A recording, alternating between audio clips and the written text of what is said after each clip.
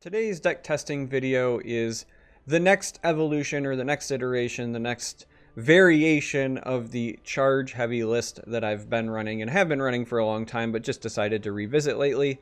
This is the updated version of CHARCHER. CHARCHER has existed in a lot of different ways, shapes, and forms over the years, but with the current card pool and the current meta, this is the way I decided to build it, and it's been doing pretty well for me. There are some things to note that kind of make this one stand out more from the other lists. Specifically, there's no orc sub-package in this, so we do not have a Wood Orc Headhunter because we can run Cliff Racer instead, and we also don't have that annoying 4-1 that doesn't have charge because we can run Crazed Hunger. And because we're running some more green cards, green creatures in this list, we're not as red heavy. We are actually cutting Northwind Outpost, and it helps our curve out a little bit this way anyway. And instead we're slotting in Hidden Trail. Hidden Trail does a couple of things. One, it's the same attack bonus, but it also will help buff House Kinsman, Crazed Hunger, and Cliff Racer. It also will provide a shadow lane to the field lane so that you can hide some of your non-attacking creatures and maybe get value out of them beyond the initial burst. So cards like Orc Clan Captain, Relentless Raider, even Afflicted Elite to some extent, if you draw them later on, can kind of hang out in the shadow lane in what used to be the field lane if you've played a Hidden Trail. Keep in mind, all your creatures with charge, they're not going to be hiding because you're going to play them in attack anyway, so they're going to lose cover. But it is like a nice, slight marginal benefit. This list, as I said, is running House Kinsman. This falls, in my opinion, under the Sower of Revenge category. It does not give you immediate value, but it still requires them to spend a decent number of resources getting rid of it, with the exception of Sorcerer's Negation. That's kind of the bane of this card. But otherwise, it's amazing. And in aggro matchups, it can be really, really beneficial to have the health gain and the damage. When you're trying to jump in front of them and stay ahead, that helps a lot. Other notable includes 1 Blood Sacrament, again for burst damage, and it gives you a little bit of that health gain for the aggro matchups. Running 1 Daggeth Dagger, that's mostly for curve reasons and to get ourselves a little bit more burst, and because our early game isn't as strong as some of the other lists that I run. For example, the Daggeth Dagger can make some of these smaller creatures just be more intimidating. This list does also run Archer's Gambit because Gambit can shoot people in the face and help you dodge creatures with guard. So for the most part, the rest of it, it's a lot of charge creatures. We're going face. And like I do with all these deck testing videos, we're going to jump in. We're going to play 2 games, win or lose, and see how it goes. Now, as I said in some of the previous versions, right? So in the Warrior video, if you've seen that, or the Crusader video, if you've seen that, I think that these lists are fun, and I have for a long time. They're kind of a pet project of mine. But I don't think they're particularly good, despite the fact that I'm still winning with them relatively often. So I'm not going to be surprised if we go like 0-2 here, but we're going to have fun doing it. And right out of the gate, we get ran into a mage. Now, this could be a problem for a number of reasons. This is a really good opener, though. Because if it's a control mage or even just a mid mage, or I've been seeing a lot of prophecy mage lately, all of them are kind of bad for us because they typically have a decent amount of drain, and drain is our worst enemy. We do not want our opponents gaining health. If they're not gaining health, we're relatively confident that we can outrace them most of the time. At the ready. But in other instances, it's kind of rough.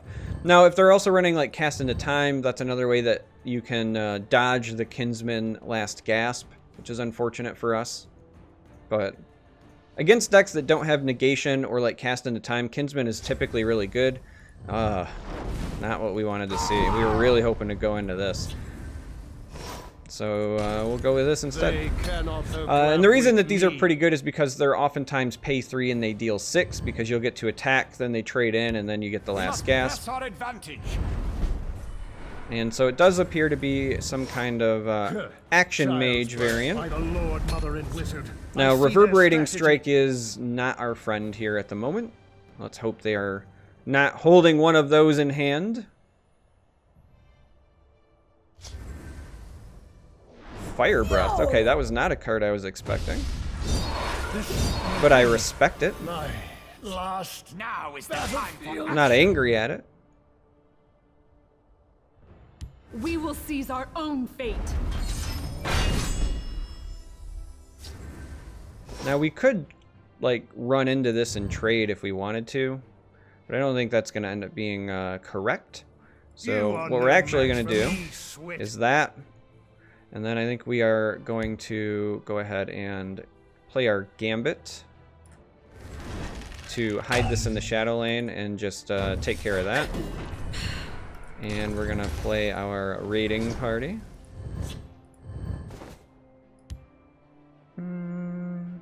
Let's do this. Let's do it over here. Time to fight. Talos. And again, continue the pressure, because as long as they can't gain health, we should be able to win the race. We put our Nords on this side and hit our Kinsmen, because if they attack us, we want them to give us a card.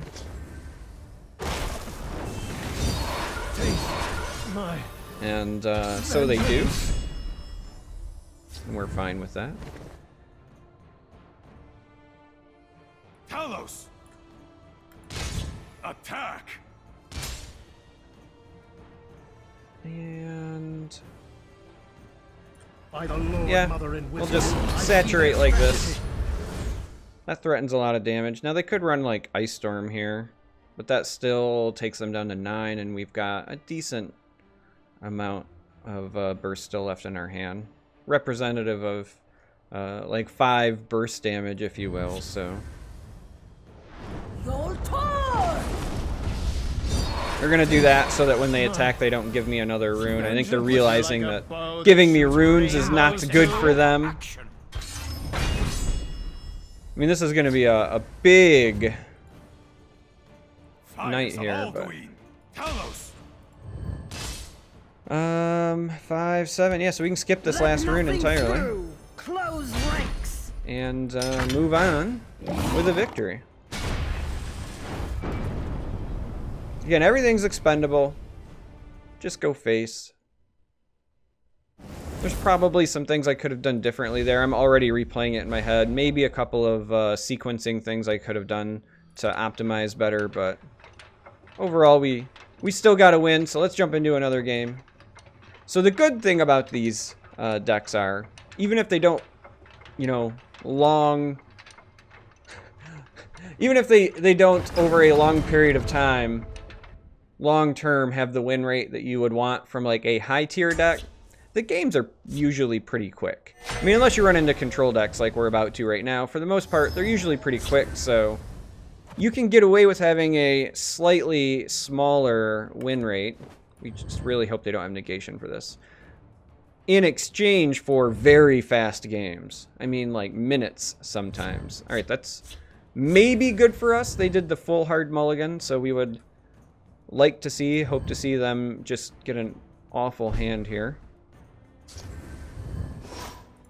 I mean, I know that's not very sportsmanlike of me, but a win is a win is a win is a win. And let's be honest, we're not really playing the most interactive of decks.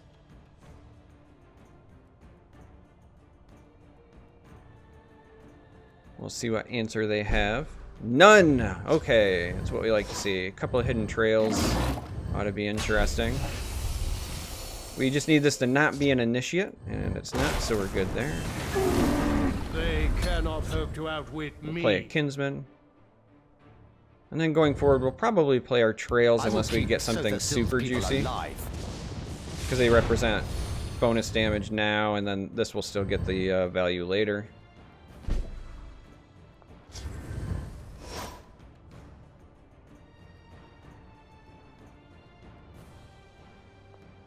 Tough call. Actually, no. I think we are going to do this. Close ranks. A little concerned with whatever it was they shuffled in. Like if they drop an initiate now and they've shuffled in those drain creatures, then that's a really feels bad moment. Repel the outlanders. My vengeance.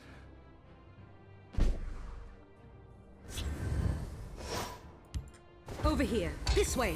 Alright, so we're going to go with the trail And then we'll probably go into these. I smell the stench of the living. Yeah, I mean, we're going to have to because we can't let them start draining. Orcs at the ready. I'm ready for anything. Now, the downside is that we're now susceptible to Ice Storm. And I technically didn't have to play this turn because it didn't give me immediate value, but what do, you know? We need them to have a really lackluster answer or turn here so that we can ring into these and then hopefully just top deck things like Raiding Party. Yep, there's the Ice Storm. Like I said, we're susceptible to it, and I recognize that. So, yeah, we're just gonna This way. By the Lord, Mother play a of Kinsman. Wizards, So I now see their what we're strategy. hoping for is no cast into time, no negation. That's really unlikely given how advanced we are in the game, but Harpy says they likely don't have it. Might be trying to buy time. Ooh, and they go with the bounce. Okay.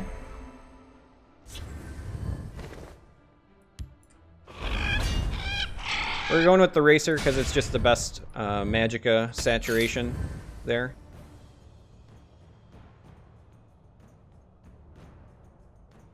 Interesting that they are running close call.